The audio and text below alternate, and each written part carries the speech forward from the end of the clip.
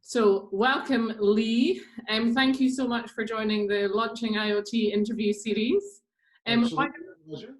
Why don't we just start with you introducing yourself, a little bit of your personal background, and then also the company that you've founded.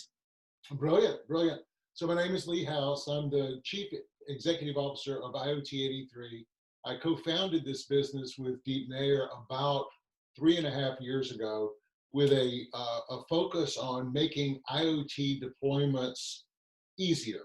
The idea was to democratize IoT, taking some of the complexity out of it, making it easier for these diverse applications to be created and make it possible to run these things at scale without being a giant business.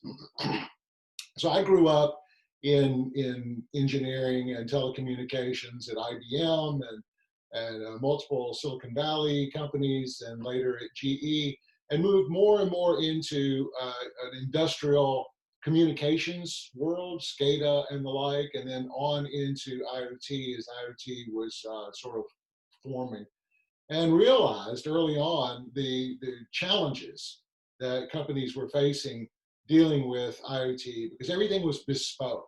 There were unique sensors, unique gateways, unique use cases, unique end user roles and applications, everything that was creating something of a challenge for deployment. So coming up with a better and going back to code every time you wanted to make a change for this kind of bespoke application creation was just horrible. And so that was really the reason to create IoT 83. Great, great. Thank you so much. And so then kind of, I get so many different answers, and IoT means so many different things to so many different people. And a lot of what you're talking about is industrial IoT as well. So just tell me what IoT means in your own words. Well, so this is really interesting. As we built this, and I do want to talk a little bit about the platform that we built, because I think that's contextually interesting to who we are. But and our name was IoT, but very quickly, and from that, we're thinking about connecting devices, right? Connecting assets and widgets. And to answer your question, the context of IoT would be about connecting industrial assets for the purpose of asset performance monitoring, management, and optimization, for capital asset protection, for service optimization, all of these being the sort of killer apps for business.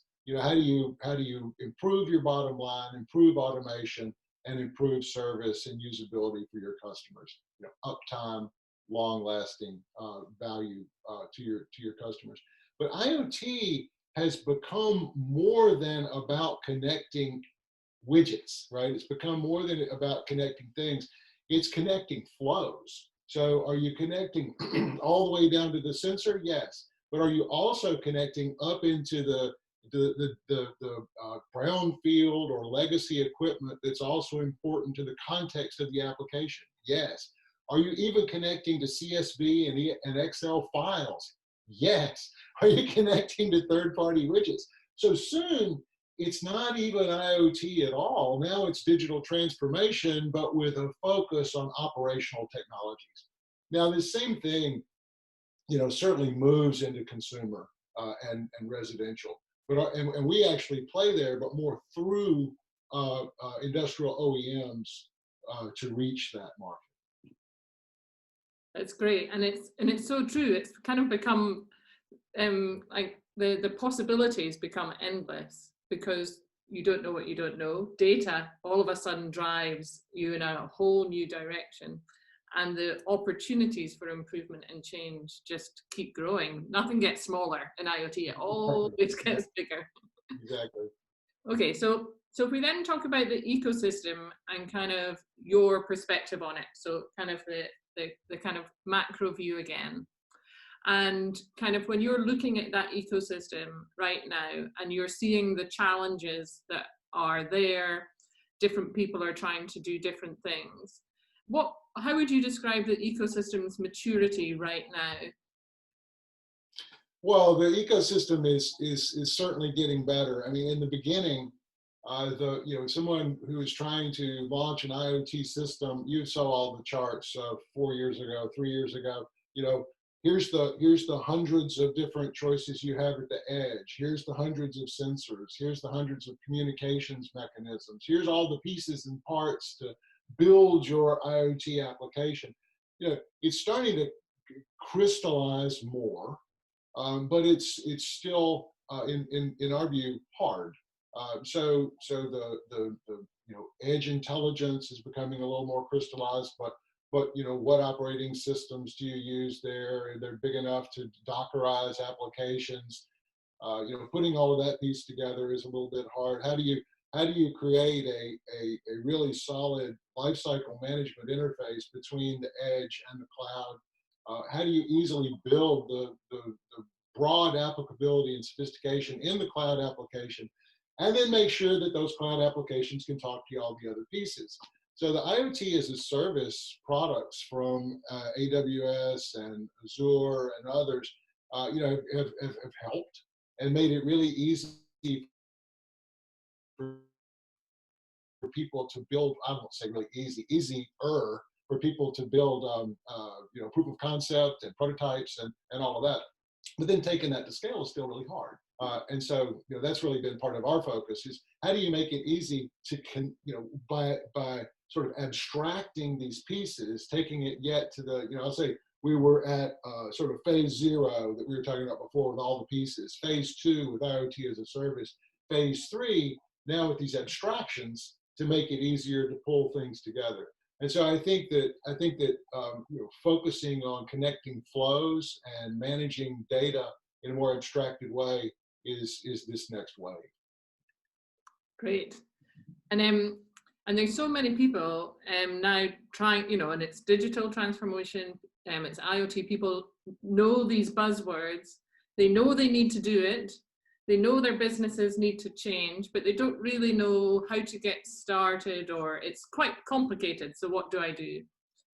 What advice do you have for those just starting or thinking about starting in an IoT project? What are the key things that people need to consider before they get started?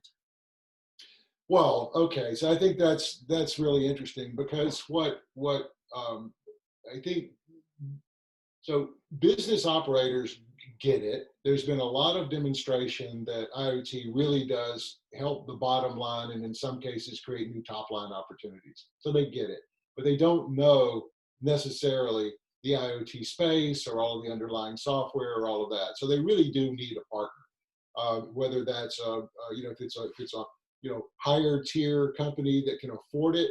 Maybe they're going off with some of the more expensive consulting firms. Maybe they're hiring a few experts and trying to build prototypes.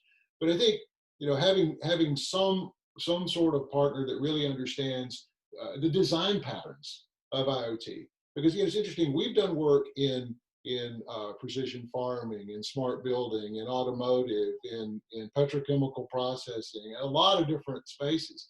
But the design patterns that come up for how do you implement these killer applications happen again and again and again. So it's a sort of mapping, how do you find those killer apps with this telemetry data?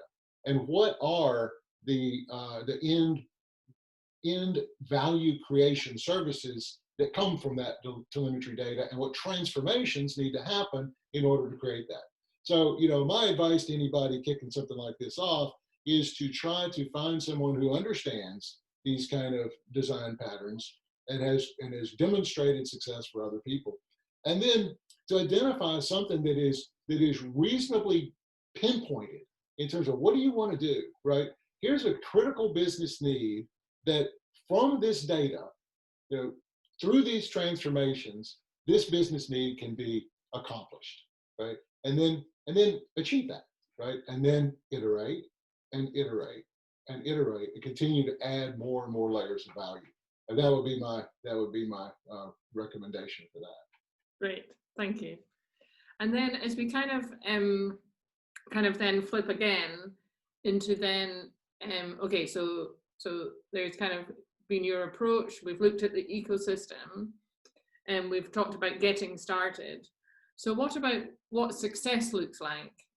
So I kind of want to ask this question in two layers. So kind of what does success look like to you as a person, but then also within an IoT context, what is success for an IoT context? Well, I'll come back to the success as a person. I'm not sure what to do with that. My success from an IoT perspective, it's really interesting. So there's several layers of that. The first is success in terms of discovery. You know, what is the application that I'm really going to be able to make a difference with? IoT has been so expensive to deploy and is required, you know, such a acceptance of risk and cost and burden on a business that a lot of times these applications are not even discovered, because it's just, oh my gosh, I'm going to have to commit however many $100,000 to this, and I'm not sure what the result is going to be. I can't afford to do this, and they don't even do it, right? So success first is creating an environment where people can discover, right? They can discover the new application, they can take it to market, they can test it. Oh, I've got something here, right? So then being able to take that discovery app and enhance it through those iterations that we were talking about earlier, and then scale it, right? So success for us, you know, we're engineers at heart, not consultants, right? And so success for us is seeing a customer take these discovery applications, scale them, enhance them, and actually enhance their business and delight their customers. So that's success for us from an IoT perspective. Right.